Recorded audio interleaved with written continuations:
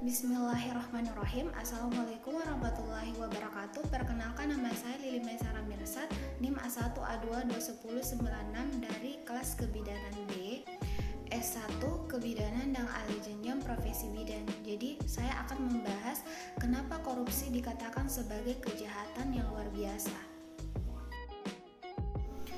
Korupsi adalah kejahatan yang luar biasa. Dikatakan sebagai kejahatan yang luar biasa karena korupsi bukan hanya kejahatan yang merugikan uang negara, tetapi dapat berdampak pada seluruh program pembangunan. Kualitas pendidikan menjadi rendah, kualitas bangunan menjadi rendah, mutu pendidikan jatuh, serta kemiskinan tidak tertangani. Menurut Firly menjelaskan bahwa jika uang negara dikorupsi, maka program-program untuk mewujudkan tujuan negara tidak berjalan dan mengakibatkan negara gagal. Korupsi adalah kejahatan yang merampas hak rakyat. Korupsi juga merampas hak asasi manusia, dan korupsi juga melawan kemanusiaan. Menurut Roy Ganda, Marbun, dan teman-teman dalam jurnal tinjauan yuridis tindak pidana korupsi sebagai extraordinary crimes 2020, kejahatan yang luar biasa atau extraordinary crimes termasuk dalam pelanggaran hak asasi manusia atau HAM. Extraordinary crimes disebut juga kejahatan yang luar biasa. Dikatakan sebagai kejahatan yang luar biasa karena memberi dampak negatif bagi kehidupan masyarakat luas. Karena tindakan atau perilaku kejahatan yang dilakukan memiliki maksud untuk menghilangkan atau melenyapkan hak asasi manusia lain. Tindak kejahatan yang luar biasa tidak hanya berdampak bagi kehidupan manusia, namun juga dalam berbagai bidang seperti sosial dan budaya, ekonomi, ekologi, hingga politik, dan lain-lain.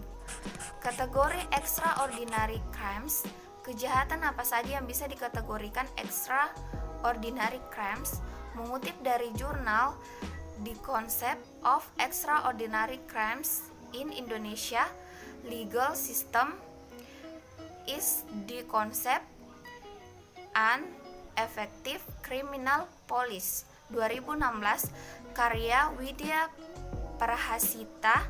Sebenarnya tidak ada definisi hukum yang baku soal kejahatan luar biasa atau extraordinary crimes. Namun, beberapa ahli menjelaskan bahwa kejahatan dapat dikategorikan sebagai kejahatan yang luar biasa apabila memenuhi beberapa kategori atau kriteria, yakni merupakan pelanggaran hak asasi manusia, HAM berat, mengancam ketertiban dan keamanan, dilakukan secara sistematis atau terorganisir, berdampak besar atau mengancam stabilitas politik suatu negara, kejahatan yang dilakukan secara masif dan sistemik. Jenis extraordinary crimes adalah beberapa jenis tindakan kejahatan yang digolongkan dalam extraordinary crimes. Penggolongan ini didasarkan pada kategori pelanggaran HAM berat, mengancam perdamaian, keamanan, serta kesejahteraan dunia. Menurut saya di sini KPK sebagai salah satu lembaga yang bertugas untuk memberantas korupsi harus membangun strategi pemberantasan korupsi dengan 3 pendekatan. Yang pertama itu pendekatan pendidikan masyarakat dengan memberikan wawasan dan kesadaran kepada berbagai pihak, baik rakyat, penyelenggara negara maupun swasta supaya tidak ingin melakukan korupsi. Melalui pendidikan, KPK juga menyebarkan bahaya korupsi dan memberi pengertian korupsi sebagai kejahatan yang luar biasa. Nah, pendidikan masyarakat menjadi penting karena kita ingin mengubah budaya yang koruptif menjadi budaya anti korupsi. Kedua, pendekatan pencegahan yang dilakukan karena kejahatan muncul, didorong oleh sistem yang buruk, sistem yang lemah, dan sistem yang gagal dalam melakukan pencegahan. KPK berkoordinasi dengan berbagai pihak supaya tidak ada peluang korupsi. Salah satunya adalah dengan membuat kajian dan rekomendasi untuk memperbaiki sistem.